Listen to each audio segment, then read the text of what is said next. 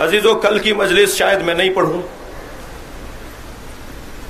उसकी वजह यह है कि सिंध की वजारत दाखिला ने, सेक्रेटरी दाखिला साहब ने, क्या नाम है इनका, चाचड़ साहब जी, उस्मान चाचड़, डॉक्टर मोहम्मद उस्मान चाचड़, इनकी तरफ से ये लिस्ट जारी हुई है। इसमें 16वें नंबर पर मुझ पर सिंध में मजलिस पढ़ने पे पाबंदी है। और ये कराची सिंध है ना भाई, तो ये 16वें नंबर पे मेरा नाम है। कल मैं मजलिस नहीं पढ़ूंगा जब तक कि इस अफसर को मुअत्तल नहीं किया जाएगा।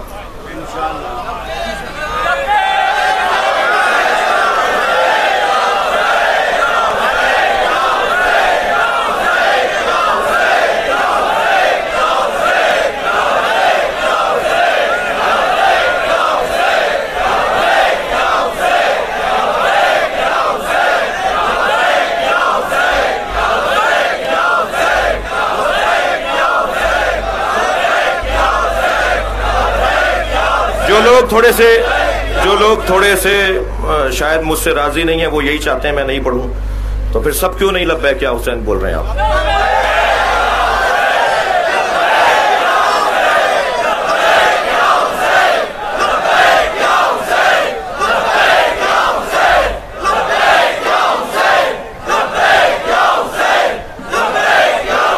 सलवात पढ़ेंगे मोहम्मद व आले मोहम्मद पर।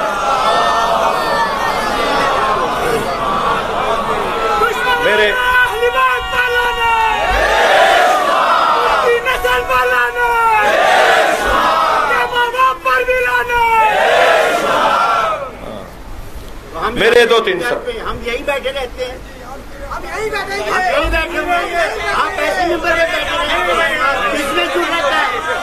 कौन है ऐसा?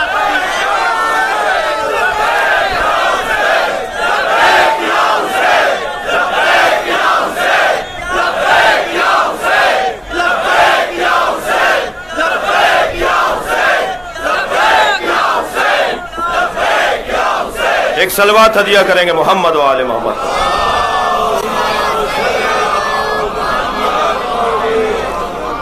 मुझे बड़ी इनायत, बहुत शुक्रगुजार हूं आपका। को रुलाने वालों पे लाना। मुझे एक चंद सवालात हैं पाकिस्तान के रियासती इदारों से।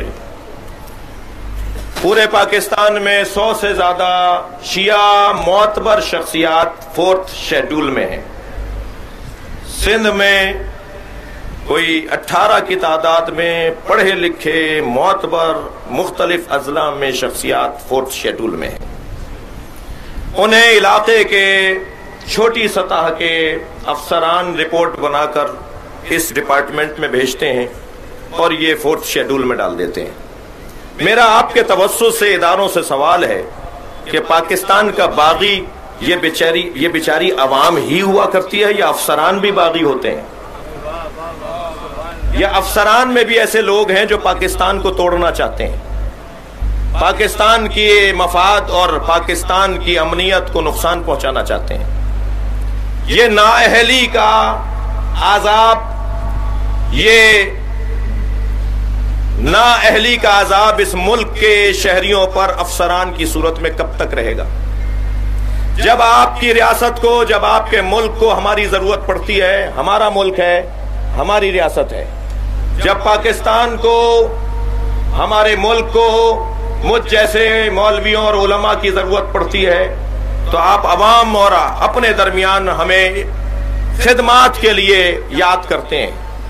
हर मीटिंग में बुलाए जाते हैं, हर जगह अच्छा मशवरा देने और लेने के लिए बुलाए जाते हैं, लेकिन जब बात आती है अय्याम अज़ा की और इमाम हुसैन के जिक्र की, और जब बात आती है हमारे हुकूक की, इसमें चौथा नाम अल्लामा साजिद अली नकवी का है। सारे गधे घोड़े बांध दिए, इसमें तकफीरी लोगों के नाम भी हैं, मगर मैं अपनी तजलील महसूस कर रहा हूं। जितना मौजूदा रियासत के साथ, जितना मौजूदा हुकूमत के साथ ताउन मुझ जैसे लोगों का मेरा रहा है, मुझे कहने दीजिए, इतना ही शायद किसी और का रहा हो। मैं तजलील महसूस कर रहा हूं इस तरह से नाम डालने पर। ये क्या है? ये क्या हो रहा है? आपको ये ख्याल नहीं है कि कौन मुहिब्बे वतन है और कौन फसादी है। आप शायद लिस्ट भी नहीं पढ़ते हैं जिस पर आप साइन कर रहे होते हैं। अगर इतनी नाअहली है तो आपको हक नहीं पहुंचता उस कुर्सी पर बैठने का। और मैं पाक मुहर्रम वाले इंतजाम कर लें, और मुझे शर्म आएगी अगर इन्होंने किसी और को मेरी जगह बिठाया। ये मजलिस कल मुनक्किद होने से पहले मुआफीनामा आना चाहिए, इस शख्स की मुअत्तली होनी चाहिए। और मैं तो बाबुल इल्म में भी मजलिस नहीं पढ़ूंगा, मैं तो डिफेंस में भी मजलिस नहीं पढ़ूंगा। फिर अली मुत्तकी जाफरी साहब के इमाम बारगाह में नजमुल हसन साहब भी इंतजाम कर लें। और यकीनन अगर कौम इस अंदाज से इन मामलात को लेगी तो कभी हमारी इज्जत बहाल नहीं हो सकती। ये मत बोलिए आज इतवार का दिन है, तुम्हारे बाप को जरूरत पड़ती है तो तुम इतवार के दिन ऑफिस खोल लेते हो। इस लेटर को वापस किया जाए, मुआफी मांगी जाए, तौहीन का इजाला किया जाए, वरना जो मेरी कौम, मैं नौकर हूं, अब तक 16 इदारे पाकिस्तान में बना चुका हूं, उसी चूहे और छिपकली और बिल्ली और जानवरों के घर में रहता हूं। बहुत पहले अपना अच्छा मकान बना सकता था, गाड़ी भी कर्जे पर लेकर चलाता हूं इसलिए कि पूरे मुल्क में फिरता हूं, फकीरों की औलाद हूं, किसी मातमी हूं, अज़ादार हूं, खानदानी अज़ादार लोग हैं। और मुझे किसी को तारुफ करवाने की जरूरत नहीं है। मेरे अजीज यहां बैठे हैं, खानदानी तौर पर हमें जानने वाले बैठे हुए हैं। शर्म आ रही है पाकिस्तान में बैठे हुए ऐसे अफसरान की कुर्सियों पर बैठने पर। जिम्मेदारान सुन रहे हैं, इंतजाम करें। कल मैं देखता हूं कि क्या होता है।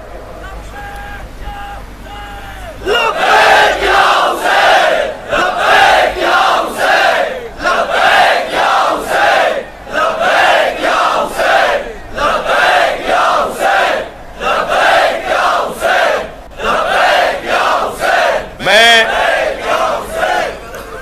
एक और ऐलान भी करने जा रहा हूं। जाम शोरों का गुज़श्ता 10 सालों से जुलूस जो हर साल रोका जाता है, इस साल जाम शोरों के डीसी कैप्टन फरीद ने और वहां के एसपी ने यह वादा किया था कि ये जुलूस निकलेगा। वहां चंद जर खरीद लोग, तकफीरी लोग, फसादी लोग, जुनूनी लोगों ने प्रेस कॉन्फ्रेंस करके कहा है कि हम जुलूस नहीं निकलने देंगे। और उसकी बुनियाद पर जाम शोरों की इंतजामिया ने फिर लैतुलाल से काम लेना शुरू कर दिया है। अगर जाम शोरों का जुलूस 7 मुहर्रम को नहीं निकला और हमें 2 दिन पहले यकीन नहीं दिलाया तो मैं खुद जाम शोरों में जुलूस में शिरकत के लिए जाऊंगा और जुलूस निकलेगा।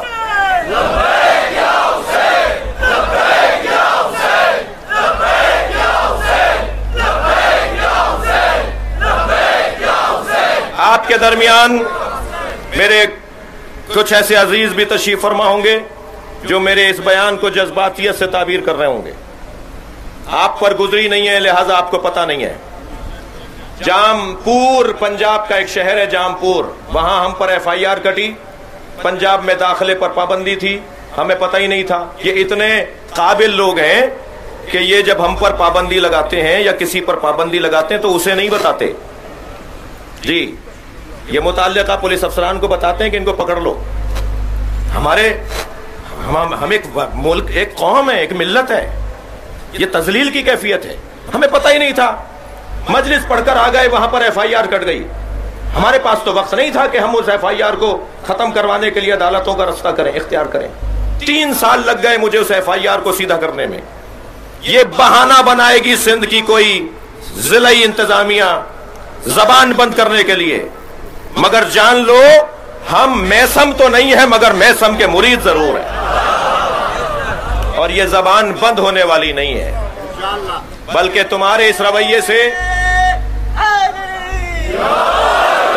रवैये से माहौल खराब होने की तरफ जाएगा। मोटा सा, सीधा सा, रोशन सा मुतालबा है, ये चाचड़ को मुअत्तल किया जाए और इस नोटिफिकेशन का इजाला किया जाए। मुझे तो ताज्जुब हो रहा है, मुराद अली शाह साहब, नासिर शाह साहब, वक़ार मेहदी साहब और आज इदारों के लोगों से भी हमने राब्ता किया है। कोर कमांडर साहब तक बात पहुंचाइए। ये क्या मजाक हो रहा है? मगर मैं तो पहले नहीं था, मजलिस तो थी। मैं आइंदा नहीं होऊंगा, मजलिस होगी, मजलिस तो नहीं रुकेगी। और इमाम का जिक्र तो इरादा परवरदिगार है, सैयदा की दुआ है, रोने वालों के आंसुओं को लेने के लिए आई हुई है। रिवायत कहती है फी यदिहा खिरकतुन, सैयदा के हाथ में एक रुमाल होता है। तसुम्मु दुमू अल बाकीन, और रोने वालों के आंसुओं को जमा करती हैं और कहती हैं तूबा लकुम